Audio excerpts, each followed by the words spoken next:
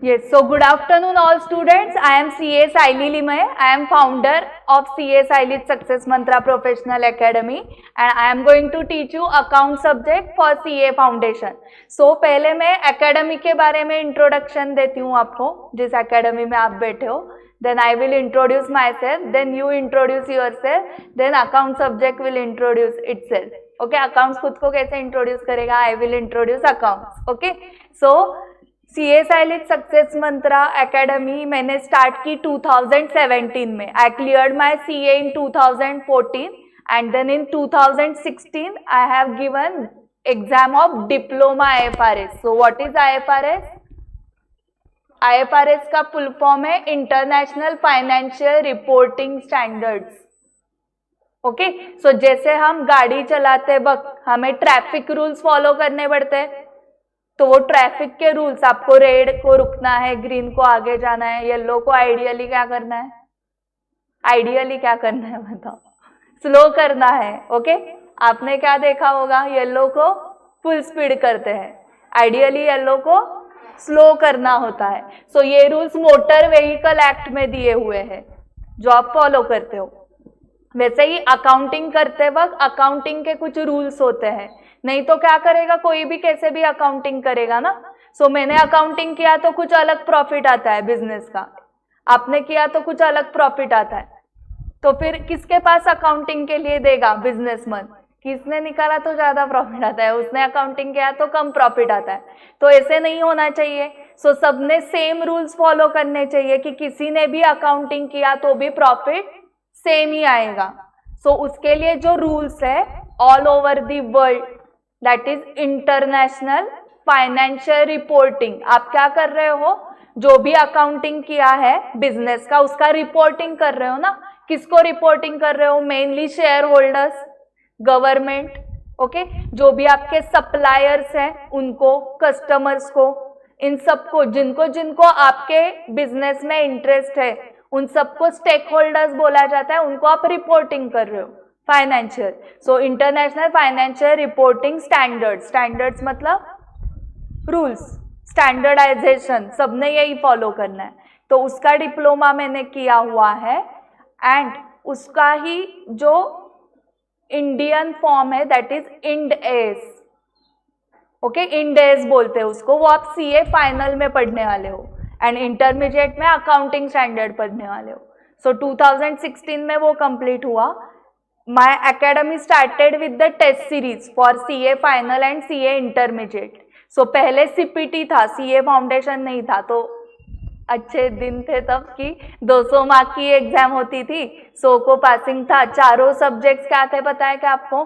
MCQ थे, मतलब accounts and law भी MCQ था. ये कब था? 2018 के पहले.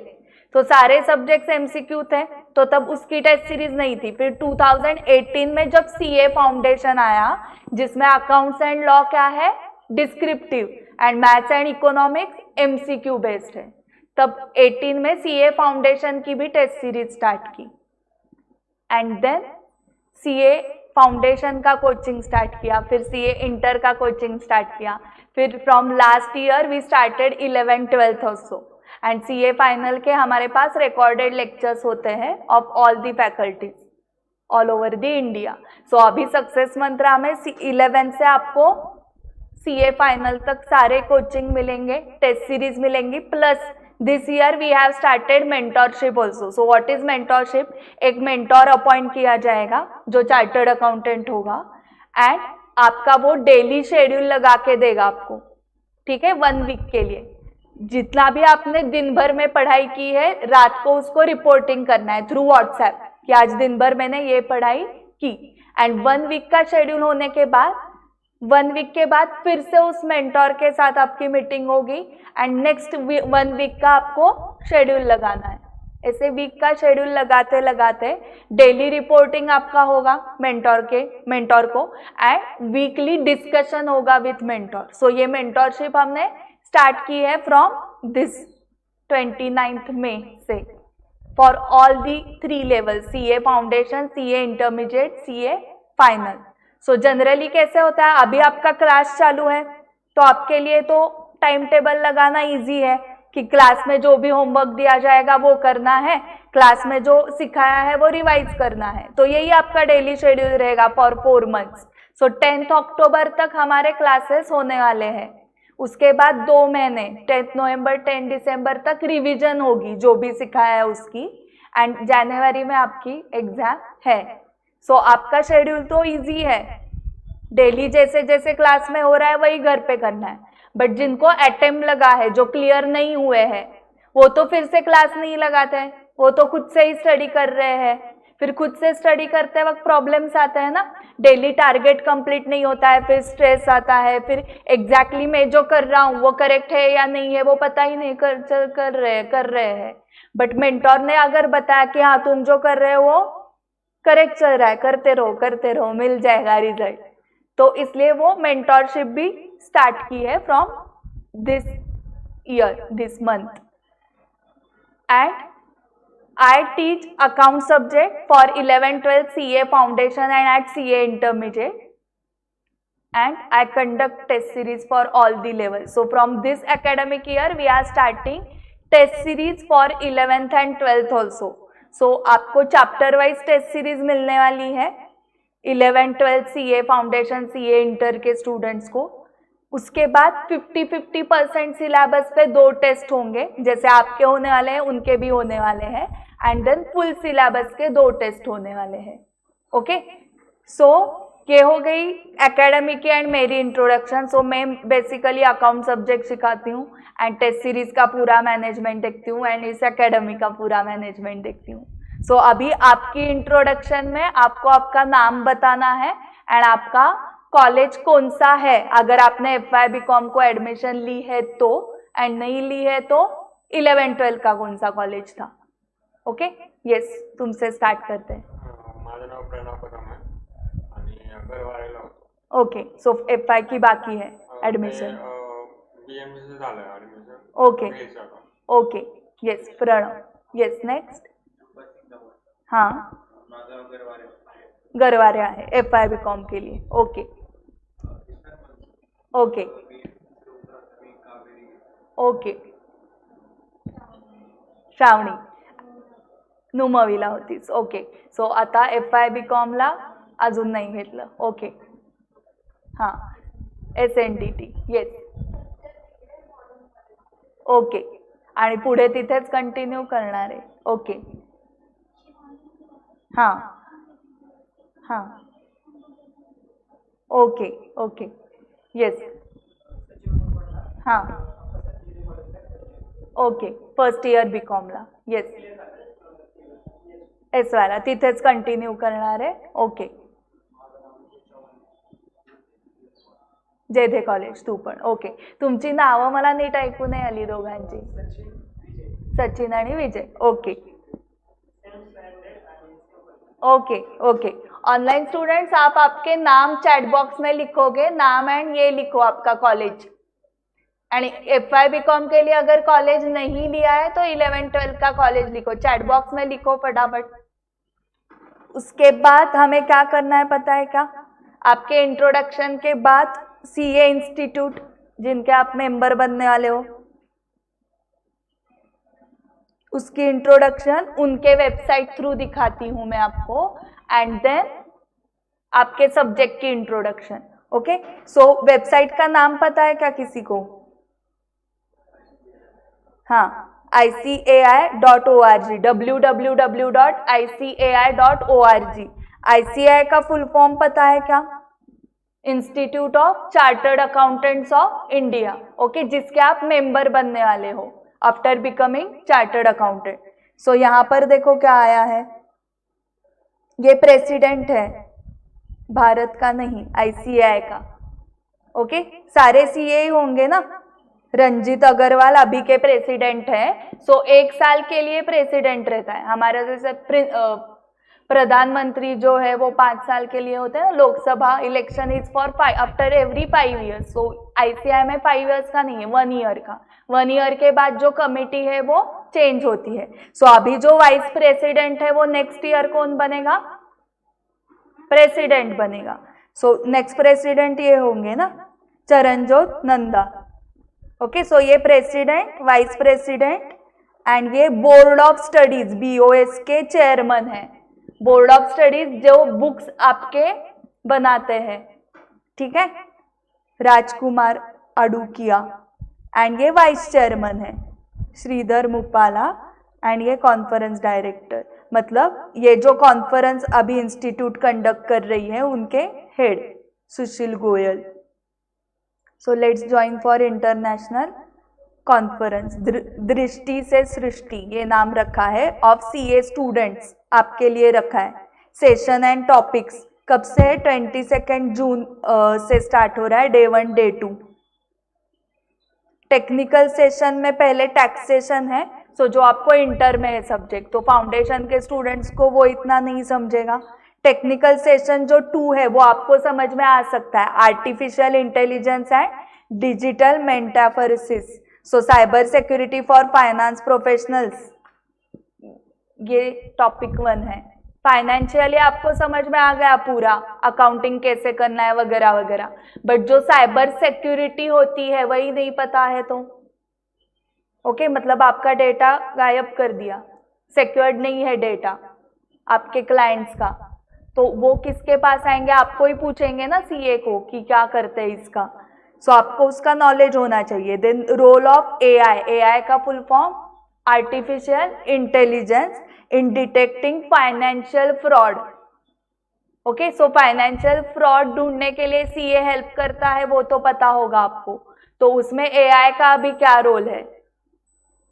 एंड AI डिजाइनर्स फ्रेंड और एनिमी, सो AI जो है वो हमारा फ्रेंड है या एनिमी है। जैसे जब कंप्यूटर का इवोल्यूशन हुआ था ना, तब लोगों को क्या लग रहा था कि अभी सबके जॉब्स जाने वाले हैं, वैसे अभी लग रहा है देखो कि AI आने के बाद जॉब मिलेंगे या नहीं मिलेंगे।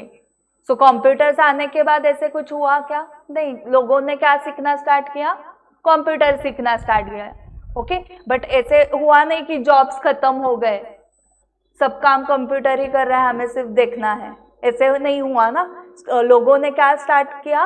कंप्यूटर सीखना स्टार्ट किया। तो वैसे अभी लग रहा है लोगों को कि AI आने के बाद बहुत क्या हो जाएगा, बेरोजगारी हो जाएगी, सब काम AI ही करेगा, फिर लोगों के लिए काम क्या बचेगा। तो इसलिए ये टॉपिक है कि AI आपका फ्रेंड है या एनिमी है। देन ये टेक्निकल सेशन 3rd वाला ऑडिटिंग का फिर से हमें नहीं समझेगा क्योंकि ये सब्जेक्ट CA इंटरमीडिएट में है। टेक्निकल सेशन 4 थोड़ा समझ में आ जाएगा, क्या है? CAs beyond accountancy. तो आपको फिनटेक रिवॉल्यूशन जो हो रहा है, फिनटेक किसका शॉर्ट फॉर्म है? Finance and technology, fintech. क्योंकि अभी कैसे हुआ है, मैन्युअली अकाउंटिंग थोड़ी है, सब कंप्यूटर पे चलता है, तो आपको फाइनेंस का भी नॉलेज होना चाहिए, टेक्नोलॉजी का भी नॉलेज होना चाहिए, दैट इज फिनटेक। तो फिनटेक रिवॉल्यूशन में क्या क्या चैलेंजेस भी आने वाले हैं, ओके क्योंकि मुझे अभी टेक्निकल पसंद नहीं है, तो भी हमें क्या करना पड़ेगा? सीखना पड़ेगा ना। ओके मैम, मुझे सिर्फ अकाउंटिंग ही पसंद है, बट वो टेक्निकल वाला पार्ट मुझे नहीं पसंद है, कैसे चलेगा?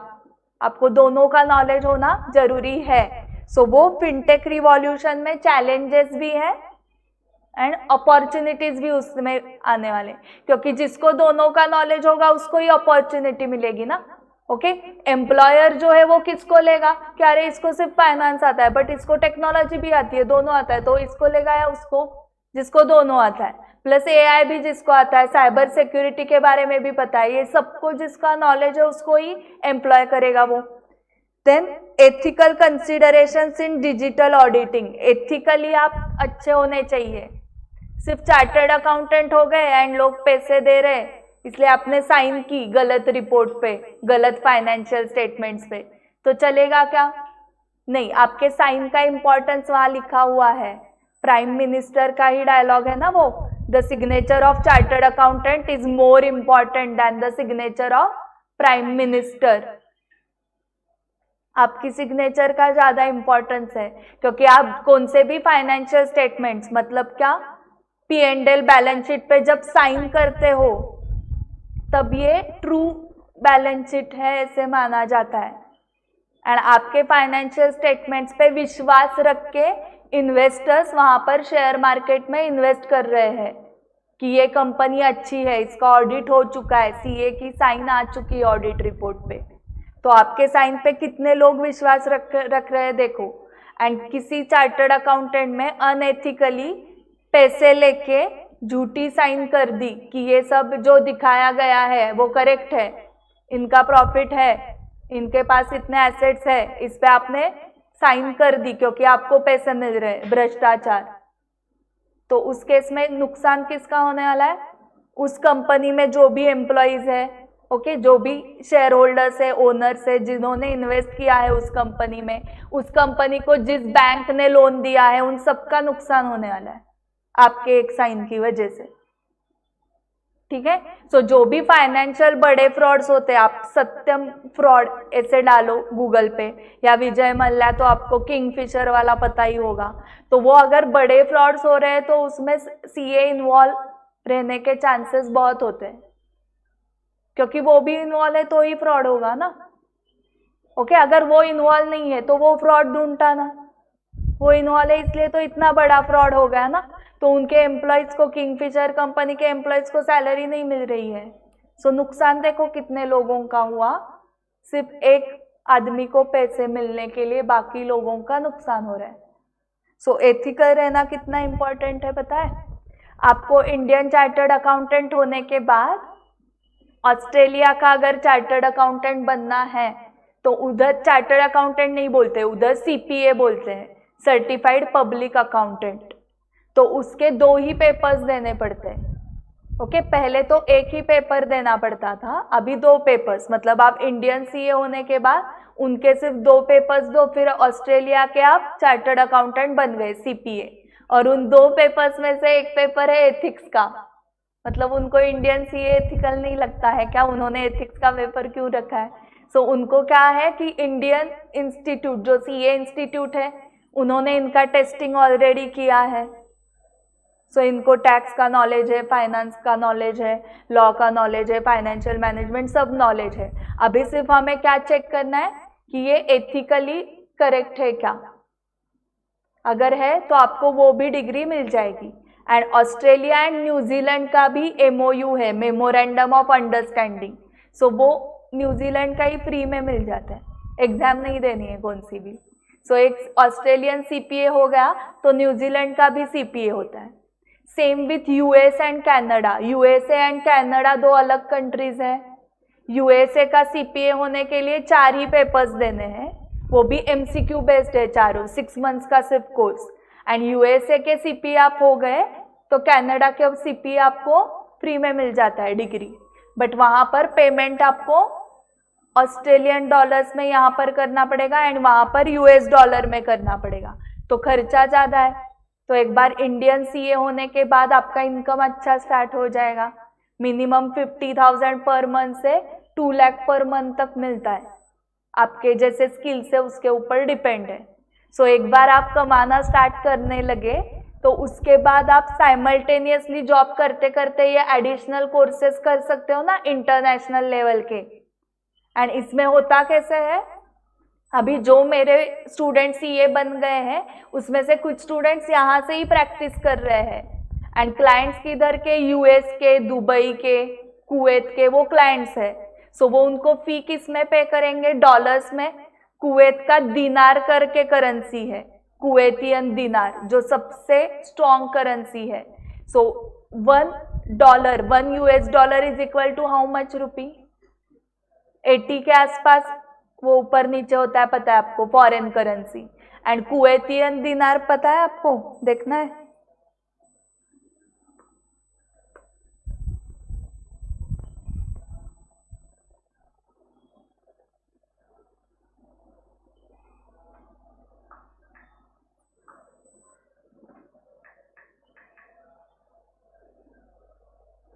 ₹272। सो डॉलर्स में कमाना है या दिनार में।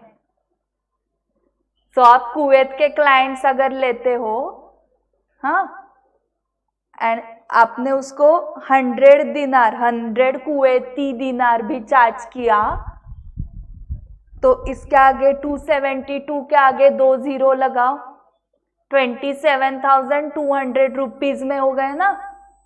100 कुवैती दिनार चार्ज करोगे उसको, वो दिनार में पैसा पे करेगा आपको, यहाँ पे आप रुपीज में कन्वर्ट करोगे तो 27,200 एक काम के लिए, एक असाइनमेंट के लिए। एंड आपको इधर ही बैठ के काम करना है। आपको सीए में बहुत अच्छा है आपका दिमाग। एंड एक सेकेंड हैंड भी लैपटॉप लिया ना आपने जो 10-15 हजार में आता है, उतना दो ही इन्वेस्टमेंट है सीए का ऑफिस स्टार्ट करने के लिए। आजकल आपका इंफ्रास्ट्रक्चर होना चाहिए, ऐसे कुछ नहीं। आप क्लाइंट के साथ होटल में मीटिंग कर सकते हो कि मेरा ऑफिस नहीं है खुद का, चलो उसको भी अच्छा लगेगा होटल में लेके जा रहे हैं। तो इन्वेस्टमेंट क्या है? आपका दिमाग। एंड एक सेकेंड हैंड 15,000 का लैपटॉप भी लिया तो भी चलता है। ओके, सो इतना ही खर्चा है। एक डॉक्टर को प्रैक्टिस स्टार्ट करने के लिए डॉक्टर के मशीनरीज का ही खर्चा लाखों करोड़ों में होता है। आप डेंटिस्ट बन गए तो आपको इक्विपमेंट्स तो लगेंगे ना। सिर्फ डेंटिस्ट का नॉलेज है, इक्विपमेंट नहीं है, पैसे ही नहीं है इक्विपमेंट लेने के लिए, तो कैसे डेंटिस्ट का ऑफिस मतलब ये चलाओगे प्रैक्टिस। सो सीए का कितना ये है, एक असाइनमेंट में ही आपके कवर हो गए ना वो लैपटॉप का पूरा खर्चा, अगर सेकेंड हैंड लिया है तो। क्योंकि आपके खर्चे रुपीज में है। आपको उठ के कुवैत में नहीं जाना है, आपके पेरेंट्स के साथ ही यहाँ पर रहोगे आप। आपको सारे इंडियन फेस्टिवल्स यहाँ पर एंजॉय करने के लिए मिलेंगे। आपको उठ के नहीं जाना है, इधर बैठ के ही कुवैत के क्लाइंट्स, ऑस्ट्रेलिया के क्लाइंट्स, यूके के क्लाइंट्स, यूएस के क्लाइंट्स आप लेते हो तो आपका इनकम फॉरेन करेंसी में हुआ एंड एक्सपेंसेस इंडियन रुपीज में। आप इंडियन क्लाइंट्स भी लोगे बट वो आपको इंडियन रुपीज में ही पे करेंगे ना, बट उसके साथ फॉरेन क्लाइंट्स भी है आपके, तो आपको समझा बेनिफिट कितना है। और ये पता नहीं होता है, हमें क्या लगता है कि हाँ यूके का पाउंड स्ट्रांग होगा, हाँ यूएस का स्ट्रांग होगा, dollar and pound he strong है ऐसे लगता है। एंड आपको ये जो गल्फ कंट्रीज है सारे, दुबई, कुवैत वगैरह, वहां पे खुद की सीए इंस्टीट्यूट ही नहीं है उनकी। उधर कौन सी इंस्टीट्यूट है? सीए इंस्टीट्यूट किसकी है उधर? इंडिया की। आप जो सीए फाउंडेशन के एग्जाम देने वाले हो ना, वही एग्जाम दुबई का बच्चा देता है। हमारी इंस्टीट्यूट है वहां पर। ओके, एंड नेपाल में किसकी इंस्टीट्यूट है? Institute of chartered accountants of Nepal है क्या? अगेन इंडियन इंस्टीट्यूट ही है। यही आईसीआई कंडक्ट करती है नेपाल में एग्जाम सेंटर्स है प्रॉपर वहां पर। ओके, मतलब मुझे ये बताना है कि अगर आप इंडियन चार्टर्ड अकाउंटेंट हो तो जो दुबई कुवैत में लोग बैठे हैं उनको समझता है आप कौन हो, क्योंकि वहां पर हमारी ही इंस्टीट्यूट है। सो कितना स्कोप है देखो, not just in Bharat, Bharat के बाहर भी स्कोप है आपको। ठीक है, तो वो जो इंटरनेशनल कॉन्फ्रेंस का मैंने ये कर दिया, वो इंस्टीट्यूट कंडक्ट करती है हमेशा जून में। उसमें क्या होता है, जनरल टॉपिक्स होते हैं एंड उसके साथ साथ एंटरटेनमेंट एक्टिविटीज भी होते हैं, डांस, म्यूजिक, इंस्ट्रूमेंट, ये वो, खाना पीना भी होता है वहाँ पर। तो वो कहाँ पर, तो एक सिटी में कौन से तो अरेंज करते हैं। अभी वो चला गया तो सिटी पता नहीं है कौन सी है, एक मिनट फिर से आ रहा है क्या देखते हैं। पुणे सिटी में रहता है तो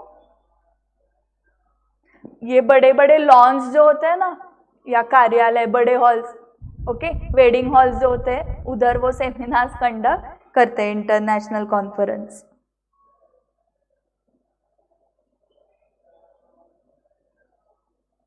सो वो बाद में देखते हैं अगर आया तो। अभी इंस्टीट्यूट का आपको ये दिखाती हूँ, अबाउट अस में आ गया वो फिर से। सो दिस टाइम कलकत्ता में है।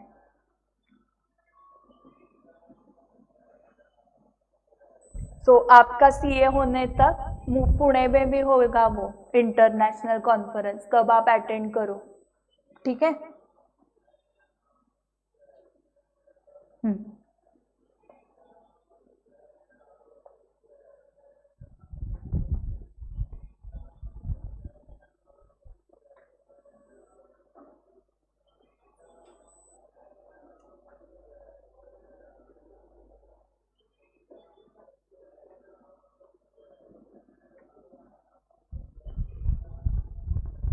www.icar.org।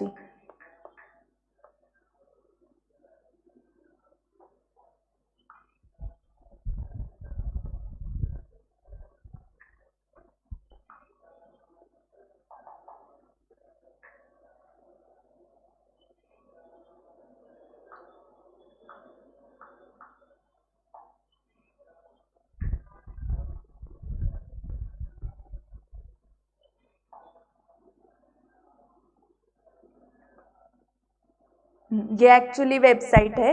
यहाँ पर कमिटीज में जाने के बाद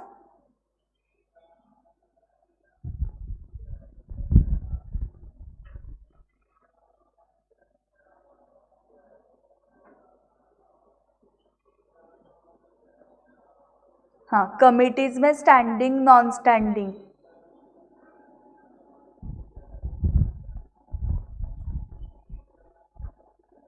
तो नॉन स्टैंडिंग में बोर्ड ऑफ स्टडीज है कमेटी। सभी कमिटीज नहीं दिखा रही हूं मैं, जो आपके लिए रिलेवेंट है उतनी ही दिखा रही हूं। बोर्ड ऑफ स्टडीज जो कमिटी है वन ऑफ द, वो क्या करती है, ऑब्जेक्टिव क्या है, to provide the books, syllabus ये सेट करती है आपका, ओके, एंड जिसके ये चेयरमैन है, ठीक है। सो यहाँ पर आपको और भी कमिटीज देखना है तो घर जाके देख सकते हो। जितना इंस्टाग्राम हम स्क्रॉल करते हैं ना, उससे डबल ये वेबसाइट स्क्रॉल करो, क्या क्या होता है, हमारी इंस्टीट्यूट क्या है, वो सब आपको पता होना चाहिए ना। सो आज घर जाके देखो क्या क्या है ना। अभी मैं स्टूडेंट्स में आ रही हूँ and BOS knowledge portal. So BOS का फुल फॉर्म समझ में आ गया क्या आपको? Board of studies. हाँ, सो स्टूडेंट्स में board of BOS knowledge portal पे मैंने क्लिक किया है। ये पाथ आपको याद रखना है, क्यों? जब तक आपके बुक्स हार्ड कॉपीज नहीं आ रहे हैं ना, तब तक आपको यहाँ से देखना है बुक्स को। So click here to visit BOS knowledge portal, ये बार बार आने वाला है। एंड नीचे जाने के बाद यहाँ पर आपको स्टडी मटेरियल मिलेगा, ठीक है। उसके बाद और क्या आपके लिए इम्पॉर्टेंट है दिखाती हूँ। First chartered accountancy course new scheme में आप जाते हो तो यहाँ पर प्रोस्पेक्टस में आपको पूरा पाथ मिलेगा।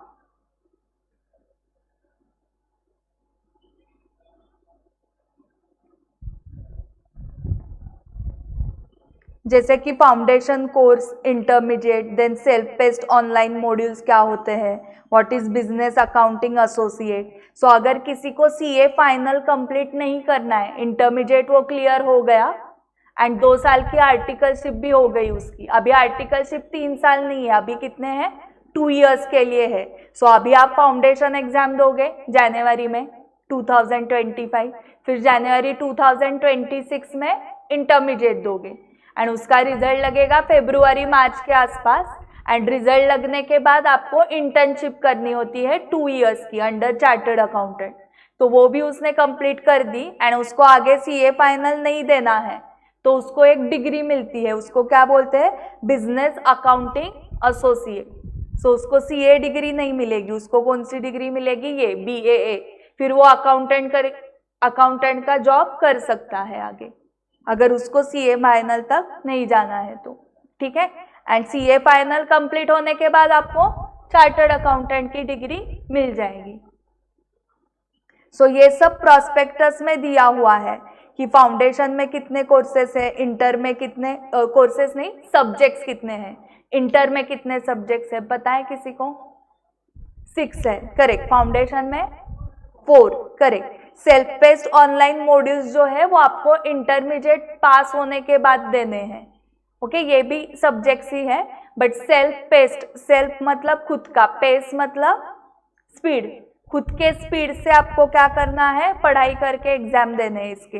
तो इसके आपको जैसे कॉलेज में असाइनमेंट सबमिशन होता है, करेक्ट, उस टाइप का ये सबमिशन है सिर्फ। इसके मार्क्स आपके रिजल्ट में ऐड नहीं होने वाले हैं, ठीक है, सिर्फ आपने सबमिट किया है ना। इसके भी एग्जाम्स होने वाले हैं, इसका भी पासिंग क्राइटेरिया सेम है 50%, बट ये आपके रिजल्ट में मार्क्स ऐड नहीं होने वाले हैं। उसके बाद फाइनल कोर्स में कितने सब्जेक्ट्स है पता है क्या? 6 है, correct. IT training and soft skills ये आपको कब करना है? इंटरमीडिएट के बाद 1 महीने का होता है, ओके क्योंकि आर्टिकलशिप स्टार्ट करने से पहले आपको कंप्यूटर का नॉलेज होना चाहिए ना।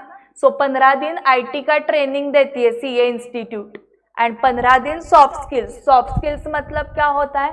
पर्सनालिटी डेवलपमेंट, मतलब आपको रेज्यूमे लिखना पड़ेगा, आपको ईमेल कैसे लिखना है, रेज्यूमे कैसे लिखना है, ग्रुप डिस्कशन कैसे चलते हैं, डिबेट कैसे होता है, वो सब सिखाया जाएगा। कौन सिखाने वाला है? CA institute and it's a compulsory course. इसका जब तक सर्टिफिकेट नहीं आता तब तक आप आर्टिकलशिप स्टार्ट नहीं कर सकते हो। सो आपको IT training and soft skills ये इंस्टीट्यूट ही देने वाली है। सो आपको घबराने की जरूरत नहीं है क्योंकि आप ऑफिस स्टार्ट करोगे ना। आर्टिकलशिप मतलब प्रॉपर ऑफिस होता है 10 to 6 वाला। तो ऑफिस को जाने के लिए जो आपके पास स्किल होने चाहिए कि कंप्यूटर आना चाहिए, पर्सनालिटी होनी चाहिए, वो सब CA इंस्टीट्यूट ही आपको दे रही है एंड वो सब सर्टिफिकेट आने के बाद आपको ऑफिस में जाना है। सो कुछ आपको डरने की जरूरत नहीं है, ऑफिस के लिए आपको इंस्टीट्यूट रेडी कर रही है।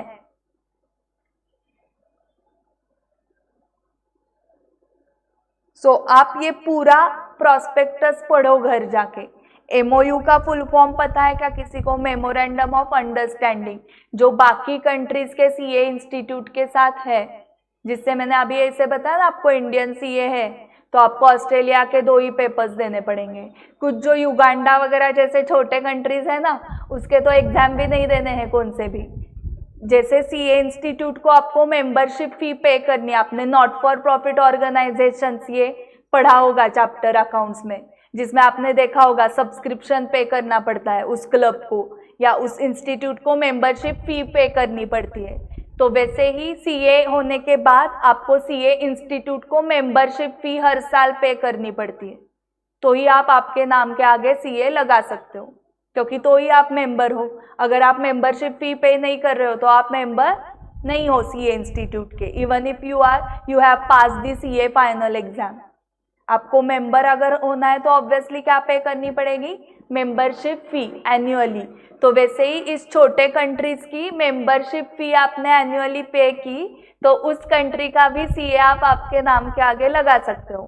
मतलब एक बार इंडियन चार्टर्ड अकाउंटेंट आप हो गए तो उसके आगे कितनी भी लाइन लग सकती है डिग्रीज की, पूरी 1-2 लाइन की तो डिग्रीज ही है, ठीक है। सो इंडियन CA होने के बाद आगे बाकी कंट्रीज के CA लगा के आप डिग्रीज बढ़ा सकते हो, ये फायदा है आपको।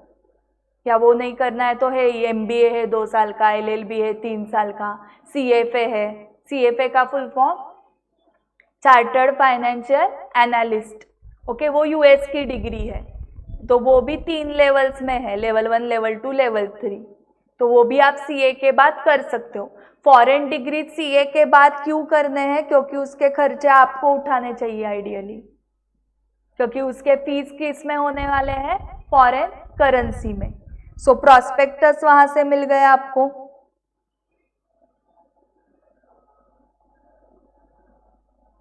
सो वो चार्टर्ड अकाउंटेंसी कोर्स था पहले। स्टडी मटेरियल आपके काम का है, हम अंदर जाएंगे उसके। सारांश मतलब उसमें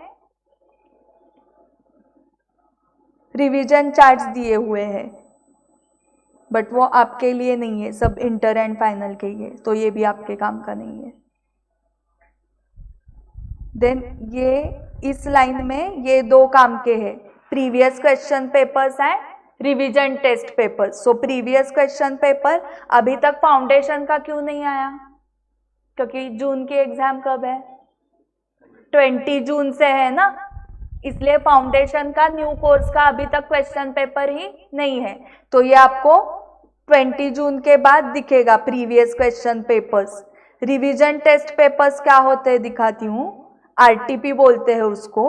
सो हर चैप्टर के एक क्वेश्चंस यहाँ पर डाले जाते हैं। So this is your first true और false.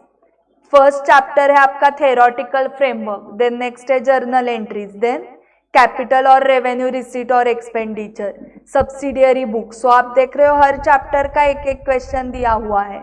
Rectification of errors, BRS, valuation of inventory, तो वैल्यूएशन ऑफ इन्वेंट्री आपको नहीं था 11th-12th में, बट जर्नल था, सब्सिडियरी बुक्स था, रेक्टिफिकेशन ऑफ एरर्स था, BRS, ये सब 11th में था या 12th में? Journal, subsidiary books 11th, rectification of errors, BRS, ये सब 11th में था।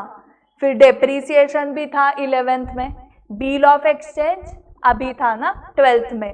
उसके बाद final accounts of sole proprietor 11th में, accounts from incomplete record single entry 11th में था।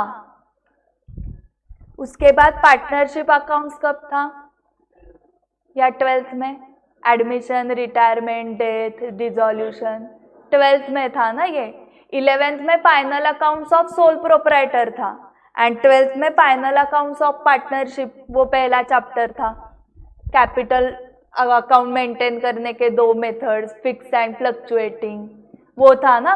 फिर admission, retirement, death of partner था, डिसॉल्यूशन था, नॉट फॉर प्रॉफिट ऑर्गेनाइजेशन था, करेक्ट?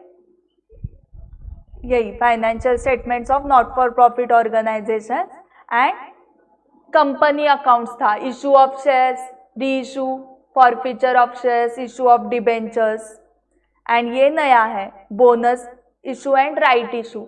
सो इन्वेंट्री नाम का टॉपिक नया है, वो 11th-12th नहीं था। इन्वेंट्री मतलब स्टॉक। उसके बाद बोनस इशू, राइट इशू नया है, वो नहीं था ना 11th-12th में। एंड रिडम्पशन ऑफ प्रेफरेंसेस, ये भी नया टॉपिक है। सो हर टॉपिक के कितने आएंगे question? 1 question in which RTP, revision test paper का शॉर्ट फॉर्म क्या है? RTP। देन होते हैं सजेस्टेड आंसर्स, मतलब जो मेन एग्जाम हुई उसके सजेस्टेड, अभी इसके नहीं होंगे क्योंकि जून में एग्जाम नहीं हुए, सॉरी उन्होंने लास्ट ईयर्स के दिए हैं। सो देखो अभी तक जून की एग्जाम नहीं हुई है ना, बट उसके जो पिछले वाले एग्जाम्स है उसके सजेस्टेड आंसर्स दिए हुए हैं। ओके, सो एग्जाम का जो पेपर पैटर्न है ये मैं इससे समझाती हूँ आपको अकाउंट्स का। सो आपको सिलेबस का तो अंदाजा आ गया, बहुत सारा 11th-12th का ही सिलेबस है एंड कुछ 2-3 चैप्टर्स क्या है नए हैं, ठीक है। अभी पेपर पैटर्न देखो कैसे होता है। तुझं नाव प्रणव आहे ना? हां, ते 1 नंबरचं आणि 2चं बटन दाबणं म्हणजे हे चालू होतील फॅन। हां, आणि त्याच्या खालचं हां। सो क्वेश्चन 1 इज कंपल्सरी लिखा है and attempt any 4 questions from the remaining 5 questions. So देखो रिमेनिंग 5 मतलब टोटल वो आपको 6 क्वेश्चंस देगी इंस्टीट्यूट। एक क्वेश्चन होगा 20 मार्क्स का, सो 20 इंटू 6 करो, 120 मार्क्स का पेपर वो देगी, बट हमें कितना लिखना है 100 मार्क्स का। सो जो पहला क्वेश्चन है वो 20 मार्क्स का है and out of remaining 5 any 4 आपको सॉल्व करने हैं। सो एनी 4, सो 4 इंटू 20 कितना होता है 80 एंड फर्स्ट क्वेश्चन कंपल्सरी वो 20 मार्क्स का, तो ऐसे 20 + 80 100 मार्क्स का पेपर आपको लिखना है। Whenever necessary, suitable assumption should be made and disclosed by way of note forming part of the answer. So forming part of the answer मतलब वो आंसर का पार्ट है। क्या है आंसर का पार्ट? assumptions. So आपको कुछ assumption करने पड़े कि क्वेश्चन पढ़ के आपको लग रहा है कि ये मिसिंग है, ये दिया ही नहीं है क्वेश्चन में।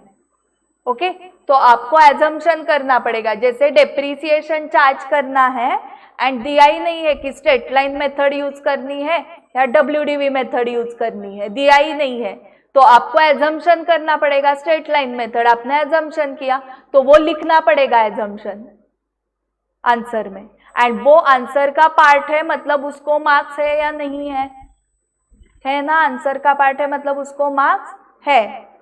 And working note should form part of the answer. So working notes को मार्क्स है या नहीं है? पार्ट ऑफ द आंसर मतलब उसको मार्क्स है। इसका ही मतलब अगर वर्किंग नोट्स नहीं किए हैं तो मार्क्स नहीं मिलेंगे एंड किए हैं तो मार्क्स मिलेंगे। And there is a difference between working notes and rough work. Okay, तो हमारे वर्किंग नोट्स रफ वर्क जैसे नहीं दिखने चाहिए। रफ वर्क मतलब क्या करते हो आप, आंसर शीट के लास्ट पेज पे लिखते हो ना, ये आंसर शीट है, इसके लास्ट पेज पे आप रफ वर्क हेडिंग देते हो एंड कुछ तो रफ वर्क करते हो, तो वो चेकर देखता नहीं है, उसको मार्क्स नहीं होते। But working note is a part of answer, तो वो अच्छे ही दिखने चाहिए, रफ वर्क जैसे नहीं करने हैं उसको। सो क्वेश्चन 1 ABC होता है हमेशा। क्वेश्चन 1 12 मार्क्स का है, जिसमें आता है ट्रू और फॉल्स, बट विथ रीजन। सिर्फ ट्रू और फॉल्स नहीं लिखना है, उसका रीजन भी लिखना है। ऐसे 6 क्वेश्चंस दिख रहे हैं आपको, एक क्वेश्चन 2 मार्क्स का है।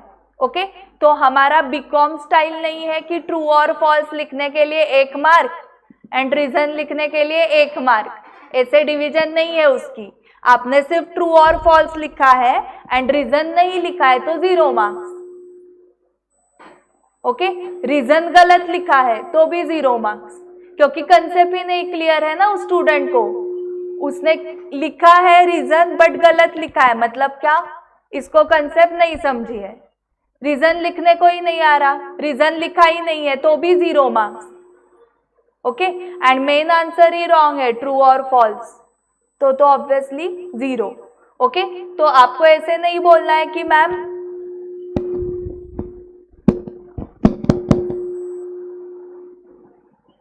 मैंने ट्रू और फॉल्स तो लिखा था, रीजन नहीं लिखा, तो मुझे 1 मार्क मिलना चाहिए। ओके, तो वैसी सिस्टम नहीं है।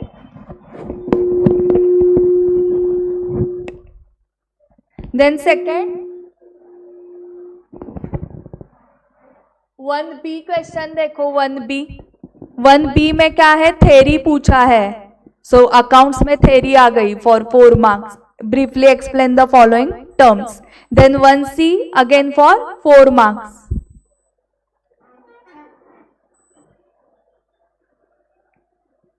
सो 12 + 4 कितना हुआ, 20। देन क्वेश्चन 2, ये मेन एग्जाम का पेपर दिखा रही हूँ। 2A 8 मार्क्स का है एंड B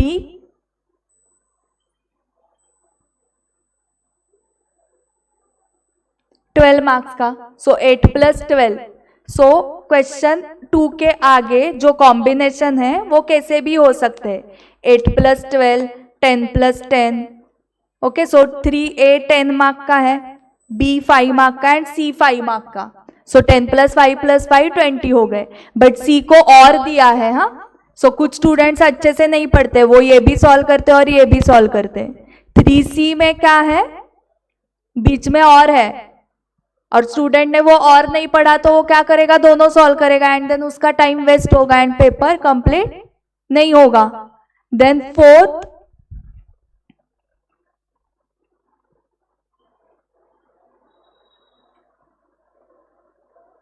4A कितने मार्क्स का है ढूंढो, डायरेक्टली 15 मार्क्स का है, वो final accounts of sole proprietor का क्वेश्चन है। एंड 4B 5 मार्क्स का। सो 15 + 5। सो कॉम्बिनेशन कुछ आपको सेम दिख रहा है या कैसे भी है ना कॉम्बिनेशन। 5A 10 मार्क का, ये 5B 5 का, तो 5C भी 5 का होगा ना, तो ही वो 20 कंप्लीट होगा। एंड लास्ट क्वेश्चन 6th वाला, वो कितने मार्क्स का है देखो, इसका फॉर्मेट सेम है, मतलब क्वेश्चन 1 एंड क्वेश्चन 6 का फॉर्मेट सेम है। 1 का फॉर्मेट क्या है, 12 + 4 + 4, उसमें 12 क्या है, ट्रू और फॉल्स। 4 वाला क्या था, 1B थेरी।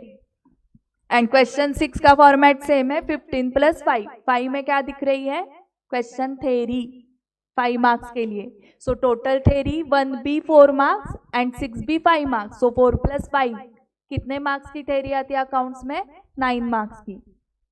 ओके, सो जिसको आउट ऑफ चाहिए, अबाउ 90 मार्क्स जिसको लेने हैं अकाउंट्स में, उसको थेरी ऑप्शन में रख के नहीं चलेगा। और किसी को ऐसे नहीं मैम मैं 91 का ही लिखता हूँ पेपर, वो 9 मार्क्स की थेरी छोड़ ही देता हूँ, तो आपको एक्सपेक्ट ही आउट ऑफ 90 करने, क्योंकि थेरी कौन छोड़ रहा है, स्टूडेंट। सो पेपर पैटर्न समझ में आ गया क्या अकाउंट्स का। एंड सब यहाँ पर BOS नॉलेज पोर्टल पे आपको अवेलेबल है सॉफ्ट कॉपी में। सजेस्टेड आंसर्स हो गए देन मॉक टेस्ट पेपर के लिए मैं आपको अभी नहीं दिखा सकती हूँ, यहाँ पर सिर्फ अनाउंसमेंट्स में दिखा सकती हूँ। जैसे जून एग्जाम के लिए मॉक टेस्ट है, वैसे ही आपकी भी अनाउंस होगी ऐसे। ओके, सो देखो जून में एग्जाम है तो मॉक टेस्ट कब से स्टार्ट हुई है, देखो एंड ऑफ मई। सो आपकी एग्जाम जैन में है तो हाँ करेक्ट, बट इनकी जून मतलब 20 जून से है, इसलिए आपका जैन फर्स्ट वीक में ही एग्जाम अगर आया तो दिसंबर के फर्स्ट वीक में ही आपके मॉक टेस्ट स्टार्ट हो जाएंगे। And this is series 2 and series 3, मतलब इसके पहले सीरीज 1 हो चुकी है। ओके, फर्स्ट टाइम इंस्टीट्यूट ने 3 सीरीज में एग्जाम ली है, नहीं तो हमेशा 2 सीरीज होते हैं। ओके, एंड यहाँ पे मैं क्वेश्चन पेपर क्यों नहीं दिखा सकती हूँ आपको मॉक टेस्ट का, क्योंकि देखो यहाँ पर क्या दिया है, login ICI BOS app, mobile app है, सो वो आप डाउनलोड करो और BOS नॉलेज पोर्टल को लॉगिन करो, और उस लॉगिन करने के लिए लॉगिन डिटेल्स लगते हैं जो स्टूडेंट के ही होने चाहिए। मतलब आपके जो लॉगिन डिटेल्स आएंगे, यहाँ पर कोर्स सिलेक्ट करना है, फाउंडेशन, एंड रजिस्ट्रेशन नंबर जो आपका आएगा ना डॉक्यूमेंट्स अपलोड करने के बाद, वो डालना है, एंड आपका डेट ऑफ बर्थ डालना है, एंड देन लॉगिन करने के बाद ही मॉक टेस्ट दिख सकते हैं। इसलिए मैं अभी नहीं दिखा सकती, आप जब आपका नंबर आएगा लॉगिन करके मॉक टेस्ट देख सकते हो। एंड जो आपको बुक्स घर पे आएंगे तो चेक करो कितने बुक्स घर पे आइडियली आने चाहिए आपको। अकाउंटिंग सब्जेक्ट का मैं दिखा रही हूँ, 2 मॉड्यूल्स आने चाहिए अकाउंटिंग के, लॉ के 1 मॉड्यूल आना चाहिए। घर पे जब आएंगे तब चेक करो उतने आ रहे हैं ना। क्वांटिटेटिव एप्टीट्यूड का 1 मॉड्यूल आना चाहिए, बिजनेस इकोनॉमिक्स के 1, अरे मेरे ही 2 है क्या, अकाउंट्स के ही 2 मॉड्यूल्स है, ठीक है। सो मॉड्यूल 1 में 7 चैप्टर्स है ये। पहला है थेरोटिकल फ्रेमवर्क। सो अगर किसी को क्रिकेट खेलना है एंड उसको टर्म्स ही पता नहीं है क्रिकेट के कि 6 क्या होता है, 4 क्या होता है, आउट क्या होता है, तो वो खेल पाएगा क्या, बताओ? नहीं, कुछ समझेगा ही नहीं ना उसको। तो वैसे ही अकाउंट सीखने के पहले अकाउंट्स के टर्म पता होने चाहिए, इसको एसेट बोलते हैं, इसको लायबिलिटी, इनकम, एक्सपेंडिचर, तो ये सब थेरोटिकल फ्रेमवर्क में दिया हुआ है। इसके अंदर 7 यूनिट्स है।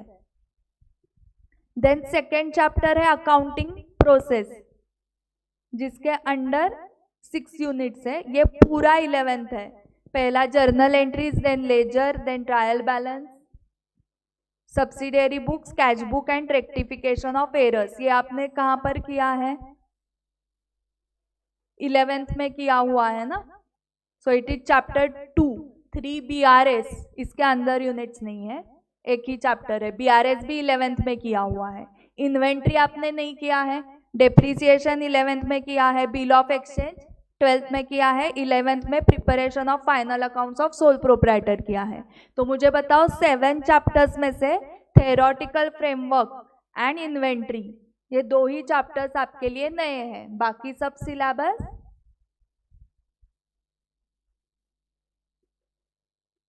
इलेवेंथ में था आपको, करेक्ट। ये मॉड्यूल 1 हुआ। मॉड्यूल 1 में कितने चैप्टर्स थे, 7, एंड मॉड्यूल 2 में 8, 9, 10, 11, 4। ओके, उसमें से NPO आपने 12th में किया है। इनकम्प्लीट रिकॉर्ड्स मतलब सिंगल एंट्री 11th में था आपको। पार्टनरशिप के अंडर यूनिट्स है 6 यूनिट्स, बट ये आपने सब किए हुए हैं। Introduction to partnership, treatment of goodwill, admission, retirement, death, dissolution, ये सब किया हुआ है, करेक्ट। तो 10th होने के बाद कंपनी अकाउंट्स में भी 6 यूनिट्स हैं। उसमें इंट्रोडक्शन टू कंपनी अकाउंट्स वो पूरा थ्योरी है। सो अगर आपका सेक्रेटरियल प्रैक्टिस सब्जेक्ट रहेगा तो उसमें आपका हो चुका है प्राइवेट कंपनी, पब्लिक कंपनी वगैरह। Then issue forfeiture and re issue of shares आपको था, इशू ऑफ डिबेंचर्स भी था 12th में। सब नया क्या है, ये 3 units, bonus issue, redemption of preference shares, redemption of debentures. So maximum syllabus आपका 11, 12 का है, 3-4 टॉपिक्स ही नए हैं, ठीक है। तो ये हमारा सिलेबस है जो हम कब खत्म करेंगे, 10th अक्टूबर को। हर चैप्टर होने के बाद उसके ऊपर टेस्ट अनाउंस होगी। मतलब ऐसे नहीं होगा कि आज चैप्टर हुई कल टेस्ट है इसकी, ऐसे नहीं। 4-5 दिन आपको दिया जाएगा। 4-5 दिन का टेस्ट के लिए प्रिपेयर कैसे करना है उसका शेड्यूल भी मैं ही दूंगी कि आज ये 4 क्वेश्चंस आपको सॉल्व करने हैं, कल ये 5 करने हैं। ओके, संडे को हमारा महा एपिसोड होता है, हाँ, महा रविवार होता है। मतलब उस दिन छुट्टी होती है ना, तो मेरा होमवर्क ज़्यादा रहता है। ओके, उसमें 4-5 क्वेश्चन नहीं, ऐसे 8-10 क्वेश्चन होमवर्क को रहते हैं। ओके, तो वो कैसे सॉल्व करने होते हैं, 2-2 क्वेश्चन सॉल्व करके ब्रेक लेना है, 2 क्वेश्चन सॉल्व करने घूम के आना है, फिर से 2 क्वेश्चन सॉल्व करने घूम के आना है, 2 क्वेश्चन सॉल्व करने लंच करके आना है, 2 क्वेश्चन सॉल्व करने चाय पी के आना है। ऐसे ब्रेक ब्रेक में ऐसे 8-10 क्वेश्चन पूरे दिन में हो जाते हैं। ओके, आपको लगेगा मैम इतना लोड नहीं होता, ब्रेक लेते लेते करना है। एट अ स्टेज बैठ के 10 क्वेश्चन होने तक उठता ही नहीं हूँ, ऐसे नहीं करना है। ब्रेक ब्रेक लेके पूरे दिन में आपका हो जाता है। सो वो शेड्यूल मैं ही आपको दूंगी एंड देन आप टेस्ट लिखोगे।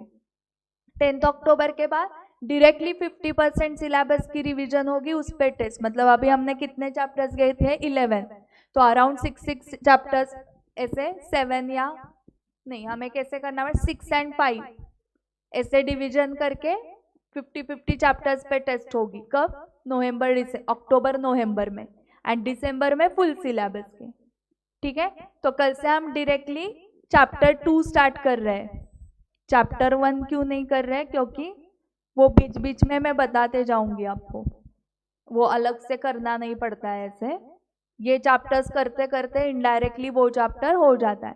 सो अकाउंटिंग प्रोसेस हम स्टार्ट कर रहे हैं कल से। सो आपको नोटबुक लाना है, उसके लिए एक नोटबुक क्लास वर्क की रखो, एक होमवर्क की नोटबुक रखो 200 पेजेस की, एंड एक 100 पेजेस की अलग नोटबुक रखो 100 पेजेस की। उसमें आपको टेस्ट लिखने हैं सारे चैप्टर वाइज, क्योंकि ऐसे आंसर शीट्स में आपने लिखा ना तो वो टेस्ट रहेंगे नहीं जैन तक। मैम ये पेज गायब है, वो मेरी टेस्ट ही गायब है, वो उस सैक में थी, वो डिक्की में थी। ओके, ऐसे पेजेस गुम हो जाते हैं ना, तो इसलिए नोटबुक ही बनाओ। आप मुझे चेकिंग के लिए नोटबुक ही सबमिट करोगे चैप्टर वाइज टेस्ट के, एंड मैं आपको नोटबुक ही दूंगी आपकी चेक करके। तो उसकी अलग से नोटबुक रखो। रिवीजन के टाइम आपको वो बहुत हेल्पफुल होगी एग्जाम के पहले, कि मैंने टेस्ट में क्या क्या मिस्टेक किए थे, वो एक नोटबुक ओपन की तो सब समझ में आ जाएगा। Same do with law also, law के लिए भी नोटबुक ही बनाओ चैप्टर वाइज टेस्ट के लिए। एंड ये जो 50-50% एंड फुल सिलेबस के लिए इसमें सॉल्व करना है आपको, आंसर शीट प्रॉपर मिलेगी। एंड इको एंड मैथ्स का क्या है, वो तो OMR है, वो OMR शीट्स मिलेंगे आपको। ओके, किसी को कुछ डाउट है क्या, और कुछ इंफॉर्मेशन चाहिए कि मैम ये हमें पता ही नहीं है, ये बताओ। आज का होमवर्क क्या है फिर, वेबसाइट पे ढूंढो जरा क्या क्या होता है। CA इंस्टीट्यूट क्या है, ये लोग क्या करते हैं CA होने के, वो तो आपका फेवरेट है ना सबका, अमन गुप्ता, बोट वाला, बोट हेडफोन्स। ओके, तो उसका इंटरव्यू कहाँ पर मिल रहा है, क्या यूट्यूब पे सर्च करो। ओके, ये दोनों CA नहीं है। ओके, रतन टाटा CA नहीं है, बट उनका क्या डायलॉग है देखो, I need MBA for running my business. Business चलाने के लिए MBA लगता है, but CA to teach them, किसको, MBA को सिखाने के लिए।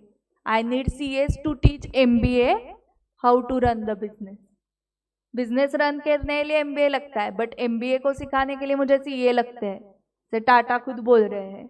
ये दोनों चार्टर्ड अकाउंटेंट्स है। वो कौन है, सुरेश प्रभु। ओके, वो ex minister of civil aviation थे सुरेश प्रभु। एंड पीयूष गोयल, कल आपने देखा होगा, वो भी चार्टर्ड अकाउंटेंट है, वो भी मिनिस्ट्री में है, मिनिस्टर है पीयूष गोयल। एंड वहां पर कौन है, कुमार मंगलम बिरला, बिरला ग्रुप पता है आपको। ओके, आज जाके देखो बिरला ग्रुप क्या क्या बिजनेस करता है। सो वो कौन है, चार्टर्ड अकाउंटेंट है। एंड शार्क टैंक में नमिता थापर भी थी, सबको पता होगा, वो भी चार्टर्ड अकाउंटेंट है। ओके, राकेश झुनझुनवाला जो अभी नहीं है, बट वो भी चार्टर्ड अकाउंटेंट है। ओके, वो स्टॉक मार्केट में काम करते थे, काम मतलब वो बिग बुल, करेक्ट, वो बड़े शेयर होल्डर थे, मतलब उन्होंने इन्वेस्ट किया है तो लोग इन्वेस्ट करते थे उनका देख के। ओके, सो ये चार्टर्ड अकाउंटेंट्स क्या क्या फील्ड में क्या क्या काम कर रहे हैं वो आज ढूंढो। आज जनरल नॉलेज का ही पढ़ाई है, ये तो हम करते रहेंगे ना, बट सीए क्या क्या कर सकता है वो भी हमें पता होना चाहिए। ओके, सो आप ब्रेक लो and then economics and law के लेक्चर स्टार्ट हो जाएंगे। Yes, bye bye.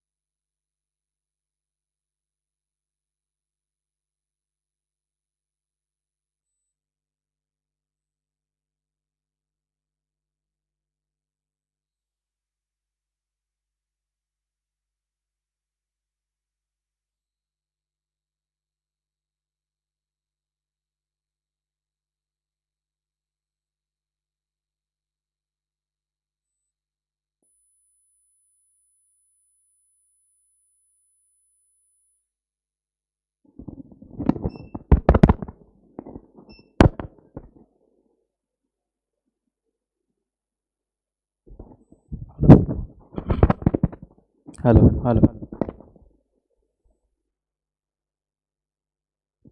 Hello hello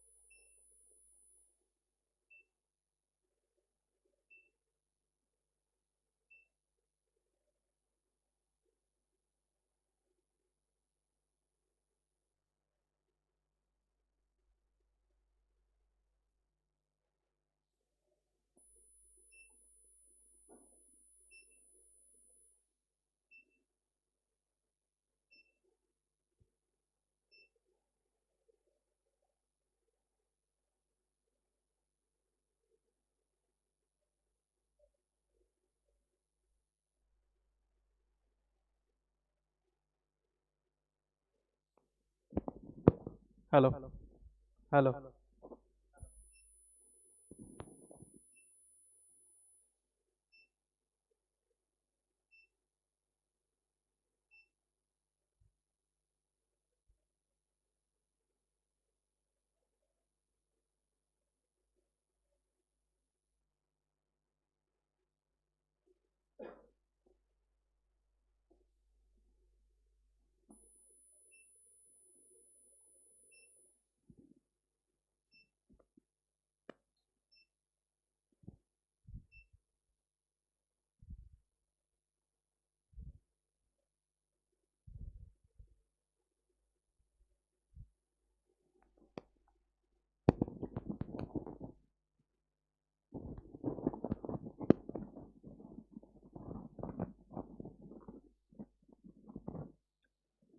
okay good afternoon everyone. एक बार ऑनलाइन वाले प्लीज कंफर्म कर सकते हैं कि आवाज आ रही है ना।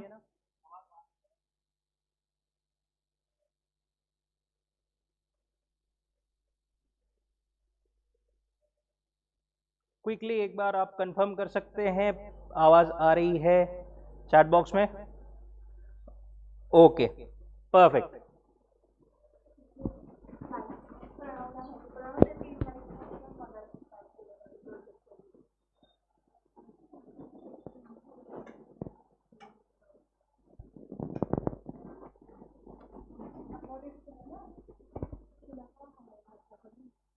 बस बाकी है तो सब लोग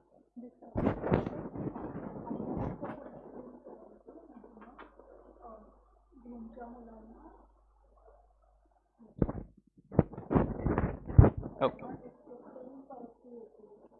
ओके एकदा ग्रुपवर टाकलं की जॉईन